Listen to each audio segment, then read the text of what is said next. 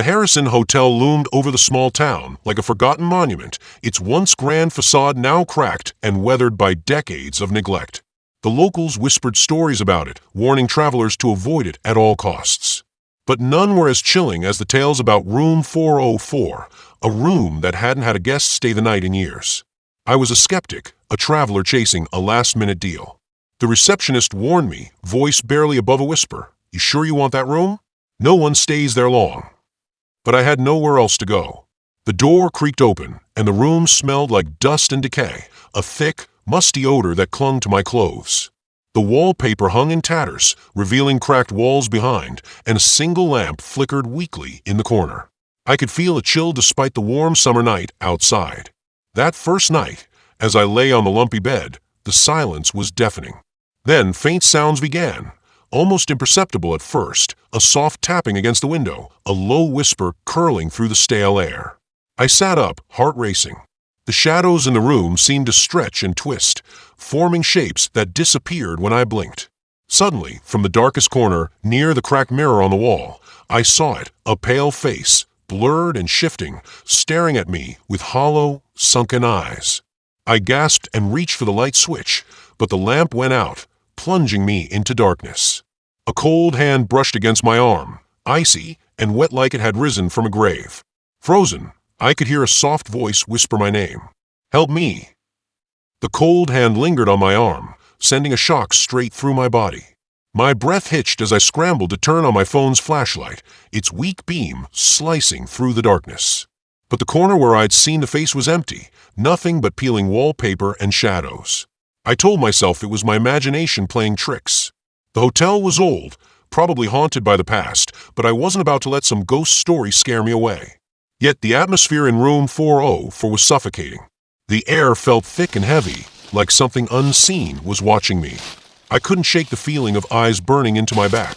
Suddenly, the old radio on the nightstand crackled to life, static filling the room before a faint, eerie tune played. It sounded like a lullaby, slow and haunting, as if sung by a child long gone. I reached out to turn it off, but the dial wouldn't budge. Panic crept in. Then a whisper floated through the room, soft, broken words I couldn't understand. The temperature dropped sharply. My breath became visible, misting in front of me.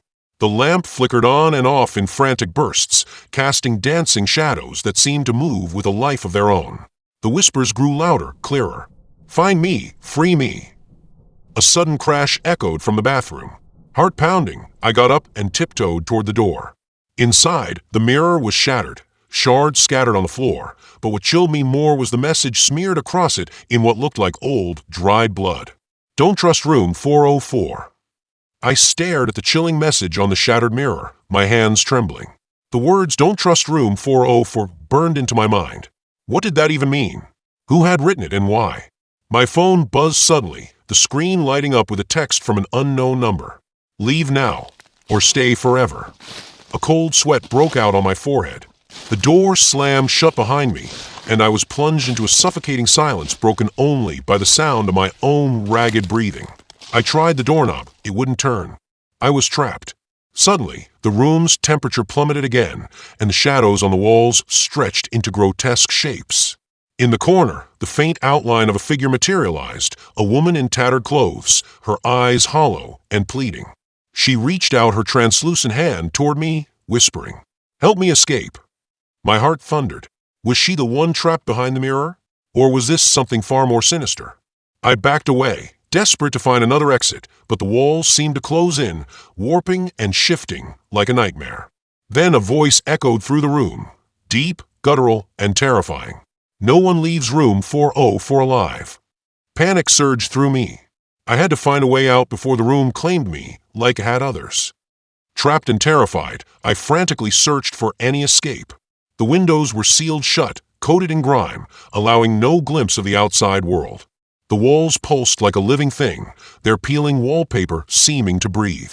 The eerie whispers grew louder, circling me like a storm. The ghostly woman's voice echoed in my mind, "Find the truth. Break the curse." Suddenly, the shattered mirror on the floor began to shimmer, reflecting not my face, but a dark room filled with shadows moving just beyond reach. Compelled by fear and curiosity, I crouched down and touched the largest shard. A cold shock surged through my fingers. Images flashed behind my eyelids, fragments of a long-forgotten past. I saw a family once living in this hotel decades ago. The mother, accused of witchcraft, was trapped behind the mirror by the townsfolk's fear and hatred. Her spirit was cursed, unable to rest, her rage and sorrow poisoning room 404. The realization hit me like a punch. The hotel wasn't just haunted, it was a prison for a tormented soul. The lamp flickered violently, and the air thickened with despair. I knew I had to free her, or become the next victim of room 404. Determined to break the curse, I searched the room for anything that could help. Among the debris near the broken mirror, I found a faded leather-bound journal, its pages brittle but legible. The entries belonged to the woman trapped behind the mirror, her words filled with desperation and pain. She wrote about the night the townsfolk came for her, accusing her of dark magic. They dragged her to the hotel, chaining her in room 404 before shattering the mirror that held her soul captive. The last page was a plea for release, a ritual to undo the curse hidden somewhere in the hotel. My hands shook as I read the instructions. I had to find 3 objects tied to her past, a locket, a candle, and a shard of glass from the original mirror, and perform the ritual at midnight. The clock on the wall ticked down mercilessly. I had less than an hour. I felt eyes watching me as shadows lengthened. The woman's ghost appeared again, her expression pleading, almost hopeful. "Please, help me find peace." I swallowed my fear and steeled myself. The hunt for the cursed objects had begun. I slipped out of room 404, clutching the journal tightly, as the hotel corridors stretched before me like a dark maze. Every step echoed ominously, and the air grew colder with each passing second. My first stop was the dusty old lobby. I rifled through drawers and cabinets, heart pounding. Suddenly, my fingers closed around a delicate silver locket tarnished by time. Relief washed over me. It was the first item. Next, I hurried to the storage closet near the kitchen. The rusty door creaked open to reveal shelves cluttered with forgotten relics. Among the cobwebs, I spotted a single black candle, half melted but intact. The final piece, the glass shard, had to be from the original mirror. I returned to room 404, feeling the oppressive presence intensify. The broken shards lay scattered, but none seemed special, until my flashlight caught a faint glow beneath the dresser. Reaching under, my hand closed around a jagged fragment shimmering with an unnatural light. A chilling wind swept through the room as I held the shard. The ghostly woman appeared again, her eyes filled with both gratitude and sorrow. "Now, you must finish what you started. Before midnight, or we're both doomed."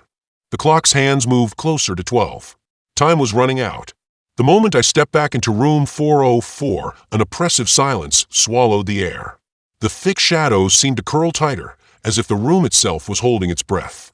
I arranged the locket, candle, and shard of glass carefully in a triangle on the cracked floorboards, each object humming with an eerie energy.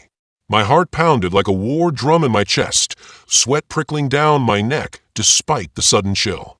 I struck a match and lit the black candle, its flame flickering wildly as if struggling against an unseen force. As the smoke curled upward, I began to recite the incantation, my voice shaking but steady. The words felt ancient, foreign on my tongue, but the desperation to free the trapped spirit fueled me forward. Suddenly, the broken mirror frame at the far end of the room shimmered and warped.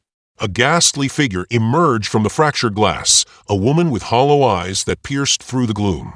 Her face was pale and drawn, streaked with tears that glimmered like molten silver. She stretched out a trembling hand toward me, desperate to reach beyond the barrier that had held her captive for decades. "Please," she whispered, voice cracking with centuries of sorrow. "You're my last hope." The temperature plunged further. My breath became visible in the icy air. The room trembled as if it would collapse beneath the weight of her anguish. I felt her pain, raw and suffocating, a life destroyed by fear and hatred, a soul trapped in eternal torment. The candle's flames suddenly flared into a blinding blaze, sending shards of light dancing off the walls. The mirror cracked violently, the fractures spreading like lightning. I gritted my teeth, pouring every ounce of willpower into the ritual's final words. With a deafening shatter, The mirror exploded into a cascade of glittering fragments, scattering across the floor like stars falling from a night sky. The cold grip around the room dissolved, replaced by a warm, gentle glow. The shadows retreated slowly, their whispers fading into silence. The woman's ghost smiled, a fragile, bittersweet smile filled with gratitude and relief. "Thank you. I am free." Her form faded, dissolving into a peaceful mist that drifted toward the ceiling and vanished. The crushing weight lifted from my chest, replaced by an overwhelming sense of calm and closure. I sank to my knees, exhausted but victorious. The curse that had haunted room 404 for generations was finally broken. As dawn's first light streamed through the dusty windows, the hotel seemed to breathe anew, its dark history finally laid to rest. I knew I'd never forget that night, or the haunted room that almost consumed me.